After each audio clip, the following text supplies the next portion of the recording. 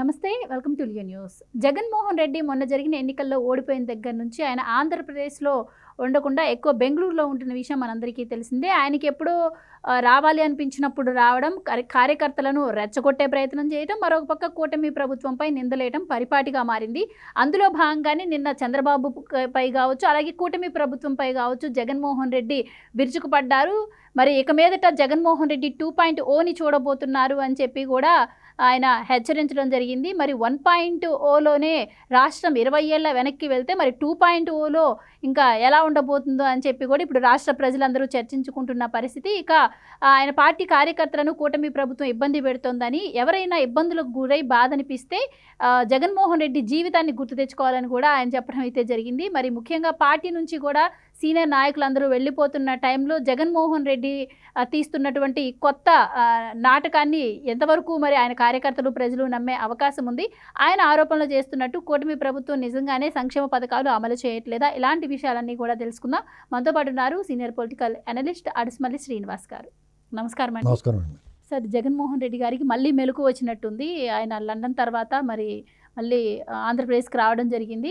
ఇక కూటమి ప్రభుత్వం ఏదో కావాలని కార్యకర్తలను అక్రమంగా కేసులు పెట్టి ఇబ్బంది పెడుతోంది.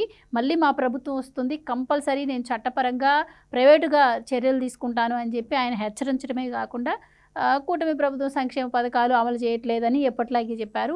అండ్ ఆయన ముఖ్యంగా ఇక్కడ ఇంకొకటి మళ్ళీ పాత విలువలు విశ్వసనీయతోనే రాజకీయం చేశా, మళ్ళీ అలాగే నేను చేస్తాను, చంద్రబాబు లాగా అస్సలు చేయను అని ఆయన అంటున్నారు. ఎందుకు సార్ మళ్ళీ ఇట్లా కార్యకర్తల్లో మరి ఉత్సాహం నింపేందుకు ఆయన ఈ మాటలు మాట్లాడుతున్నారు అనుకోవచ్చా? పార్టీ నుంచి అందరూ వెళ్ళిపోతున్న టైంలో మరి జగన్మోహన్ రెడ్డి 2.0 ఎలా ఉండబోతుంది? మీ అభిప్రాయం ఏంటి?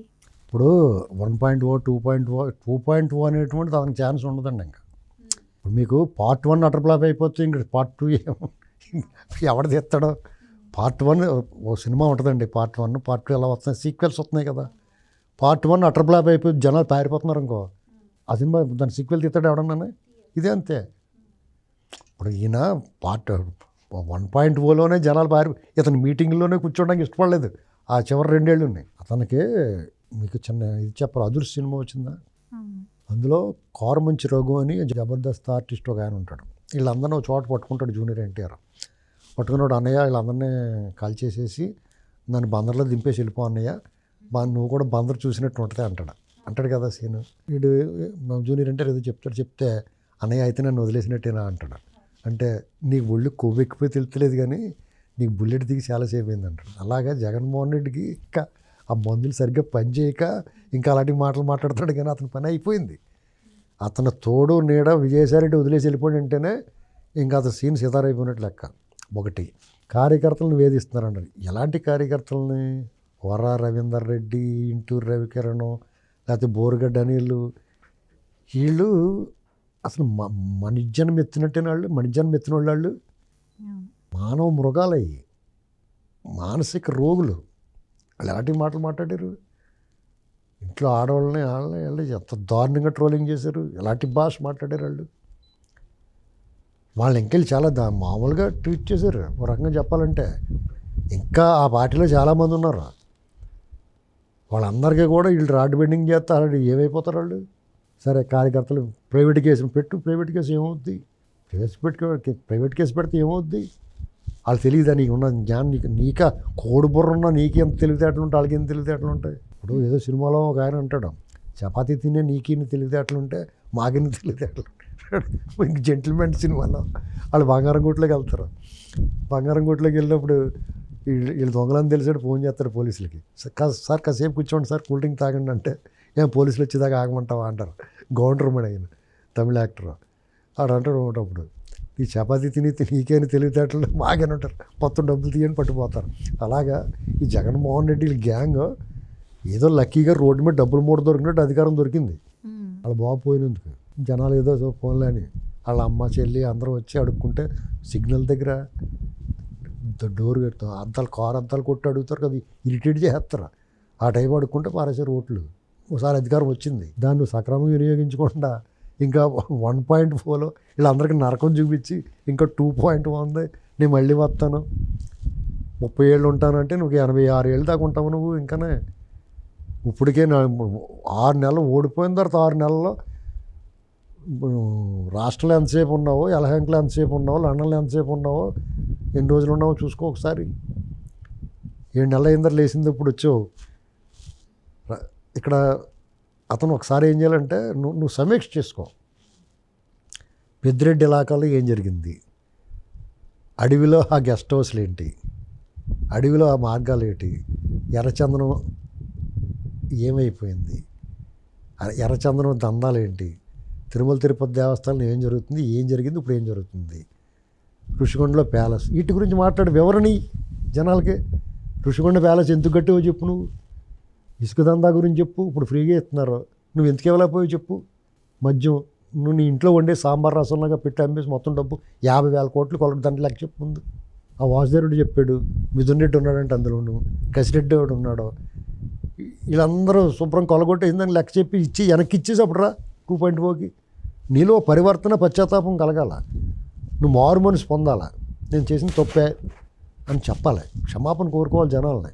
ఇవన్నీ మానేసి నేను అలా చేస్తానంటే ఇతను ఏమనుకుంటున్నాడంటే చంద్రబాబు గారు కూటమి ప్రభుత్వం వీళ్ళందరినీ పట్టుకుని జైల్లో పడితే ఒక 6 నెలలు 2 నెలలు 3 నెలలు ఉండి మళ్ళీ బెయిల్ తెచ్చేసుకోవచ్చు, మళ్ళీ రోడ్ల మీద తిరిగేచ్చు అనుకుంటున్నాడు. వాళ్ళు చచ్చిన చేయరు. వీళ్ళ మీద ప్రజలకు విపరీతమైన కోపం ఉంది జగన్మోహన్ రెడ్డి అండ్ గ్యాంగ్ మీద. చూడండి, ఒక మనిషి వెళ్ళి ఒక మంత్రి గారి పక్కన జస్ట్ ఫోటో కనపడితే సహించలేకపోతున్నారు. గమనించారా మీరు? ఈ వైసీపీ నాయకుడు ఏదో కుల సంఘం మీటింగ్లో ఈ తెలుగుదేశం వాళ్ళతో కనపడితే రగిలిపోయారు జనం. ఇంత ఆగ్రహం ఉన్నది మీ మీద, అంత కోపం ఉంది. నువ్వు చేసిన అరాచకాలు, ఇళ్ళు దొబ్బేస్తావు, భూములు దొబ్బేస్తావు, చంపేస్తారు, దోచుకు తినేస్తారన్న భయం ఉంది జనాల్లో, భయాందోళనకు గురైపోయి ఉన్నారు. ఈ కూటమి ప్రభుత్వం ఈ 2 భయం తగ్గించరు. నీ మీద వీళ్ళకున్న భయాన్ని పోగొట్టరు వాళ్ళు, నీ మీద ఉన్న కోపాన్ని తగ్గించరు. ఆ 2 అలాగే ఉంచుతారు వాళ్ళు. నాకు ఎన్నాళ్ళ చంద్రబాబు గారు వాళ్ళని వీళ్ళు ఏమీ చేయట్లేదు, ఉప్పు కారం తింటలేదు అనుకున్నావా? కాదు, అది పెద్ద స్కెచ్ అండి బాబు అది. ఎందుకంటే ఈ జగన్ అన్నవాడు భయం, ఆ జగన్ మీద ఉన్న కోపాన్ని తగ్గించారు అనుకో, జనం ఎలాంటి అంటేని పోన్లేవయ్యా అని చెప్పి మళ్ళీ అడంకలు పోతారా. ఆ భయాన్ని అలాగే ఉంచాలి, ఖచ్చితంగా అలాగే ఉంచుతున్నారు, అందులో అనుమానమే లేదు. అది స్కెచ్, అది ఖచ్చితంగా స్కెచ్చే. లేకపోతే అన్ని మాటలు అన్న వాళ్ళని నోటికొచ్చి మాట్లాడుతున్నట్టు వదిలేస్తున్నారు. ఎందుకు వదిలేస్తున్నారో నేను చాలాసార్లు ఆలోచించాను. ఇప్పటికీ కూడా వీళ్ళు ఎందుకు వదిలేస్తారో, అసలు వీళ్ళు అంత చేత కాదా ఏంటి అని ఎవడెన్ని తిట్టినా కానీ సావండి నా కొడకలారన్నట్టు వదిలేస్తున్నారు వాళ్ళు. దానికి అర్థం ఏంటంటే కుట్టించుకున్నాడు జైలుకి వెళ్ళి వచ్చాడనుకో, మళ్ళీ ఆ ఏడుమోగం వేసి బయలుదేరిపోతాడు జనాల్లోకి. ఏంటంటే నీకు ఆ ఛాన్స్ ఎవరో, నువ్వు నువ్వు ఇంట్లో కూర్చుని నువ్వు రికార్డింగ్ డ్యాన్స్ చేసుకోవాలంతే. ఇప్పుడు పైగా నీకు పిచ్చి ఉందనుకుంటున్నారు జనం నీ నవ్వులవి చూసి. బాయ్ పిచ్చోడితో మనకి ఎందుకు బాబు దూరంగా పోతారా, పిల్లల్ని కూడా దగ్గరికి వెళ్ళినవారు కదా, పిచ్చోడు పంపించడానికి పార్కులోని అక్కడికి వెళ్ళకంటారు కదా, అంతే. పైగా నీ 1.0 చూసిన తర్వాత నీ దరిదాపులోకి ఎవడొస్తాడో, ముఖ్యంగా వైసీపీకి సపోర్టర్స్ ఉంటారో, టీడీపీకి సపోర్టర్స్, స్టాండర్డ్ ఓట్ బ్యాంక్ ఉంటుంది. కానీ తటస్థంగా ఉండి వాళ్ళకి 20% ఉన్నారు. వాళ్ళందరికీ నీ పేరు చెప్తే ఉలిక్కి పడతారు వాళ్ళు. ఎందుకంటే ప్రశాంతంగా రిటైర్ అయిపోయిన జీవితాలు, వాళ్ళ పిల్లలు, వాళ్ళ కుటుంబాలు ₹4 సంపాదించుకుంటారు, రూపాయి ఎవరికైనా పెడతారు, లేకపోతే ఎవరి దగ్గర తీసుకుంటారు. వాళ్ళు బతుకాళ్ళు హాయిగా బతుకుతూ ఉంటారు. ఏదో స్థలమో, తృణమో, పొలమో ఏదో కొనుక్కుంటారు. అవన్నీ మీరు ఆక్రమించేసి కొల్లగొట్టేసి వాళ్ళు బతుకాళ్ళని బతకలేకుండా వాళ్ళని ఇబ్బంది పెట్టేసి బయటికి వెళ్ళి ఇంటికి వస్తాడో రాకుండా చేసేసి దౌర్జన్యం దుర్మార్గం చేసి చిన్న చిన్న వ్యాపారాల మీద పడిపోయి ఇవన్నీ వాళ్ళకి మర్చిపోతారు వాళ్ళు. అంటే మనం చూసాం జగన్మోహన్ రెడ్డి 1.0లో అసలు కనీసం ఎమ్మెల్యేలు ఎంపీలకు కూడా ఆయన దర్శన భాగ్యం దక్కేది కాదు. అలాంటిది ఇంకా కార్యకర్తల గురించి తీసి సరే ఇప్పుడు ఆయన వచ్చి మరి నేను కార్యకర్తలు అసలు ఈసారి నేనంటే ఏంటో చూపిస్తా, కార్యకర్తలను ఎంత ప్రేమగా చూసుకుంటా అని ఆయన మాట్లాడుతున్నారు. ఎందుకని అంటే మరి ఉన్న ఇప్పుడు ఆయనకి మిగిలింది ఇంకా కొంచెం కొద్దో గొప్ప ఆ క్యాడర్ ఒకటే, వాళ్ళు కూడా ఉంటారండి.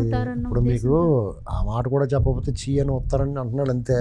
వాళ్ళు జైల్లోంచి రూపాయి పాడ తీసిచ్చి బుద్ధి మనుషులు వాళ్ళు ఏమన్నా వీళ్ళు ఏంటంటే ఇప్పుడు ఎదటోడి దగ్గర దొబ్బాలి, ఆ ఛాన్స్ లేదు. పైన ఉన్నవాళ్ళు కూడా ఇప్పుడు అతనికి హెల్ప్ చేయట్లేదు. ఇక రాబలేదని బయటకు వచ్చాడు. ఉన్నవాళ్ళు కూడా పోతారేమని భయం అంతే. వాళ్ళు పోతారు చూడండి, ఇవాళ రేపట్లో కొంతమంది పోతారు. ఓరు బాబు వీళ్ళు మళ్ళీ వచ్చి పంచాయతీ ఖర్చుపెట్టి ఇచ్చేస్తాడు బాబు అని పోతారు వాళ్ళంతా. మీకు ఒక దెయ్యం ఉంటేనే దేవుడికి విలువ ఉంటుందండి. ఇతను అరాచకం చేస్తేనే ఈ శాంతి ప్రశాంతంగా ఉన్నదా వాతావరణం విలువ ఉంటుంది. జనాలకి చంద్రబాబు గారు వాళ్ళ మీద కోపం ఉంది, నిజంగానే ఉంది కోపం. కార్యకర్తలకే కదా, జనం కూడా. ఇన్ని మాటలు మాట్లాడింది రోజా, దీన్ని ఎందుకు వదిలేశారు? ఎంత దుర్మార్గంగా వ్యవహరిస్తున్నాడు, పైగా ఎంత కొల్లగొట్టేసి ఇన్ని ఆస్తులు తప్పేసి పెదిరెడ్డిని వార్నింగ్ ఇస్తున్నాడు. జగన్మోహన్ రెడ్డిని లక్షల కోట్లు కొట్టేసుకోండి, ఇది ఇంతలా మాట్లాడుతున్నాడు, ఈయన ఎందుకు వదిలేస్తున్నారని కసితోటి ఉన్నారు. ఆ కసి, కోపం, ఆగ్రహాన్ని వీళ్ళు తగ్గించడం. నువ్వు ఎప్పుడు వచ్చినా నీకు అదే గుర్తుకొస్తుంది అందరికీ. నీ ముఖం చూస్తా దయ్యం గుర్తుకొస్తుంది అందరికీ. వరల్డ్స్ బెస్ట్ స్ట్రాటజీ డిఫెన్స్ అనేటువంటి దాన్ని మళ్ళీ ప్రూవ్ చేయదలుచుకున్నారు వీళ్ళు. దానివల్ల మన కోపం వస్తుంది, చంద్రబాబు గారు మీద చిరాకు వస్తుంది. కానీ ఆ చిరాకు కోపం వచ్చిందని నువ్వు జగన్ దగ్గరికి వెళ్తాడు ఎవడన్నా. ఇప్పుడు ఈ గదిలో ప్రశాంతంగా ఉన్నాడు, అవతల గదిలో పూలు ఉంది, మనుషులు తినేస్తుంది అనుకోండి. ఇక్కడ ఎంత చిరాకు వచ్చినా పోసినా కానీ ఇక్కడే కూర్చుంటాం కానీ అక్కడికి వెళ్తా, ఆ గదిలోకి వెళ్ళాం కదా. ఇదంతే సింపుల్. ఇతను ఎంత గింజుకున్నా, పిల్లి మొగ్గలు వేసినా, గరగట ఆడినా, ఏం చేసినా కానీ ఊరికి అరుచుకుంటాం తప్ప. ఈయన 5 ఏళ్ళు నువ్వు ఎప్పుడైనా ప్రెస్ మీట్ పెట్టావా, విలేకరులు సమాధానం చెప్పావా, ఇవాళ వచ్చావు దిగొచ్చావా? నిన్ను ఇంకా కిందకి లాగుతారు, రోడ్డు మీద ఇడుతారు. ఇంకా నువ్వు రోడ్డు మీద సిగ్నల్ దగ్గర అడుక్కునే వాళ్ళు రోడ్డు మీద వచ్చి ప్రజలను అడుక్కోవాలి. నువ్వు చేసిన తప్పులకి నీకు శిక్ష అది. చంద్రబాబు నాయుడు గారు ఏనాడు కూడా అటు ఎంబ్రాసింగ్ సిచ్యువేషన్కి వెళ్ళలేదు.